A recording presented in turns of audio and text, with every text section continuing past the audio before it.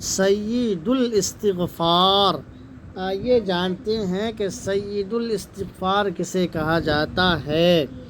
روایت دیکھیں، عن شداد بن اوس رضی اللہ عنہ عن النبی صلی اللہ علیہ وسلم قال، حضرت شداد بن اوس رضی اللہ تعالی عنہ نبی کریم صلی اللہ علیہ وسلم سے روایت کرتے ہیں کہ حضرت محمد صلی اللہ علیہ وسلم نے فرمایا، سید الاستغفار اللہم انت ربی لا الہ الا انت، پوری آخر تک یہ دعا ہے، اس کو میں آخر میں پڑھ دوں گا۔ ترجمہ دیکھیے، فرمایا کہ عمدہ استغفار یہ ہے کہ اللہم انت ربی لا الہ الا انت، اے اللہ تیرے سوا کوئی معبود نہیں ہے، تو ہی میرا رب ہے۔ اللہم انت ربی، اے اللہ تو ہی میرا رب ہے، تیرے سوا کوئی معبود نہیں۔ خلقتنی وانا عبدک، تو نے مجھے پیدا کیا اور میں تیرا بندہ ہوں۔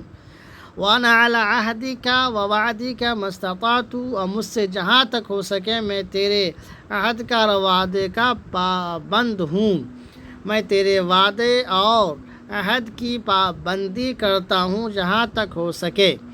ابوء لک بنعمتک، اور میں تیری نعمت سے طالب ہو کر تیری پناہ میں آتا ہوں یا تیری پناہ چاہتا ہوں۔ وابوء لک بذنبی، اور میں اپنے گناہوں سے تیری پناہ میں آتا ہوں۔ فاغفر لی، تو مجھے معاف فرما دے، فاغفر لی، تو مجھے معاف فرما دے، فإنہ لا یغفر الذنوب الا انت، اور تیرے سوا کون ہے جو گناہوں کو معاف کرے، اور تیرے سوا کون ہے معافی دینے والا۔ اعوذ بک من شر ما صنعت، میں اپنے برے کاموں سے تیری پناہ چاہتا ہوں۔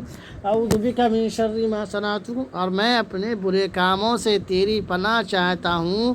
اذا قال حین یمسی، جب کوئی شخص اس کو شام کے وقت کہے، یہ کلمات شام کے وقت کہے، فمات، اور اس کی موت ہو جائے، دخل الجنہ، تو وہ جنت میں داخل ہوگا۔ او کان من اہل الجنہ، یا جنت میں سے ہوگا۔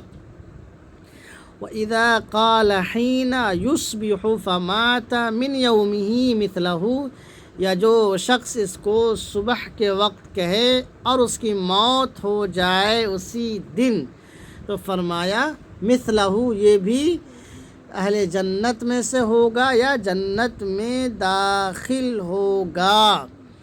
اب آئیے دعا دیکھ لیجئے۔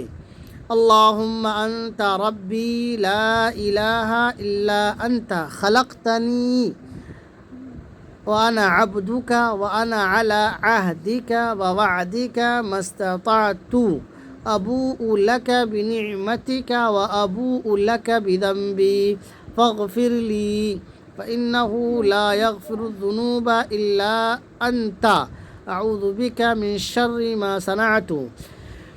یہاں تک یہ دعا ہوئی۔ باقی اچھی لگے ویڈیو تو شیئر کر دیجئے، کمنٹ کیجئے، لائک کیجئے، چینل کو سبسکرائب